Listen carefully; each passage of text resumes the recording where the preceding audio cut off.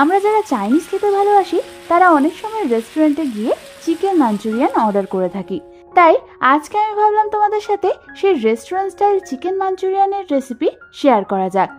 আর আমার এই রেসিপিটা ফলো করলে কিন্তু তোমরা একদম রেস্টুরেন্টের মতন চিকেন মাঞ্চুরিয়ান বাড়িতেই বানিয়ে নিতে পারবে। তাহলে চলো এটা বানাতে আমাদের কি কি লাগছে সেটা দেখে নিই। আর আমি সুস্মিতা তোমাদেরকে আমার চ্যানেল ইয়ামিরস বাংলাতে স্বাগত জানাই। এই রান্নাটার জন্য আমি এখানে প্রায় 400 গ্রাম মতো বোনলেস চিকেন নিয়ে নিয়েছি। চিকেনটাকে এরকম ছোট ছোট করে কেটে নিয়েছি। এবার চিকেনটাকে ভালো করে ধুয়ে নিয়ে আমি এর মধ্যে দিয়ে দেবো হাফ চামচ নুন, হাফ চামচ গোলমরিচের গুঁড়ো, 1 চামচ আদা রসুন বাটা, 1 চামচ ডার্ক সোয়া সস, একটা ডিমের সাদা অংশ, আর নিয়ে নিয়েছি 3 টেবিল চামচ পরিমাণ কর্নফ্লাওয়ার। এবার আমাদের চিকেনটার সাথে সমস্ত কিছু ভালো করে মাখিয়ে নিতে হবে। আমাদের চিকেনটার সাথে ভালো মতো সমস্ত কিছু মাখানো হয়ে গেছে। এবার আমি এই চিকেনটাকে ম্যারিনেট হতে রেখে দেবো 8 ঘন্টার জন্য। এবার আমি অন্যদিকে নিয়ে নিয়েছি ছোট ছোট করে কাটা একটা মিডিয়াম সাইজের পেঁয়াজ, 1 চামচ আদা কুচি, 2 টেবিল চামচ পরিমাণ কুচনো স্প্রিং অনিয়ন, হাফ কাপ পরিমাণ কুচনো লাল হলুদ সবুজ ক্যাপসিকাম, 2 খানা কুচনো কাঁচা লঙ্কা, আর নিয়ে নিয়েছি 2 টেবিল চামচ পরিমাণ কুচনো রসুন।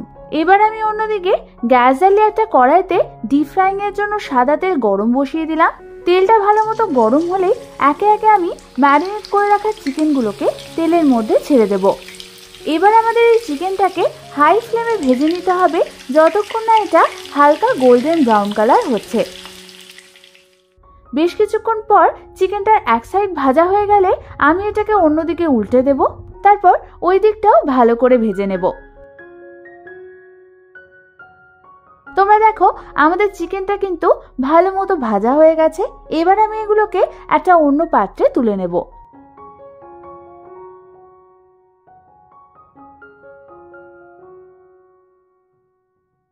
তারপর ঠিক একই পদ্ধতিতে আমি বাকি চিকেনগুলোকেও ভেজে নেব।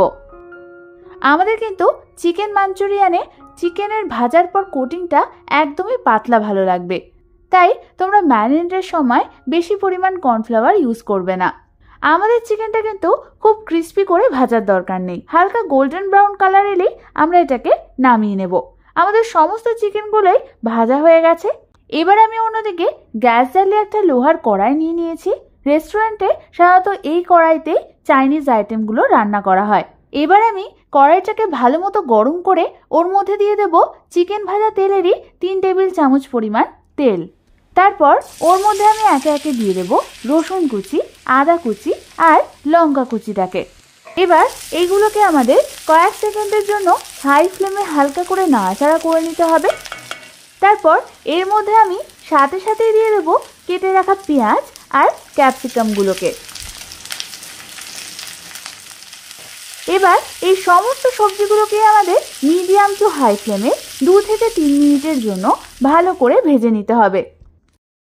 2 থেকে 3 মিনিট ধরে সবজিগুলো ভালো করে ভাজার পর গ্যাসের ফ্লেমটাকে একটু কমিয়ে দিয়ে আমি এর মধ্যে একে একে দিয়ে দেব 1 চামচ ডার্ক সোয়া সস, 1 টেবিল চামচ রেড চিলি সস, 1 চামচ ওয়েস্টার সস, 2 টেবিল চামচ টমেটো কেচাপ,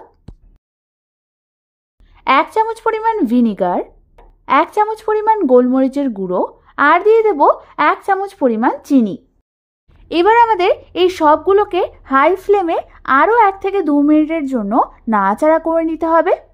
1 থেকে 2 মিনিট পর আমি এর মধ্যে দিয়ে দেব আগে থেকে বানিয়ে রাখা হাফ কাপ পরিমাণ চিকেন স্টক। তোমাদের কাছে যদি চিকেন স্টক না থাকে তার পরিবর্তে তোমরা প্লেন জলও ইউজ করতে পারো।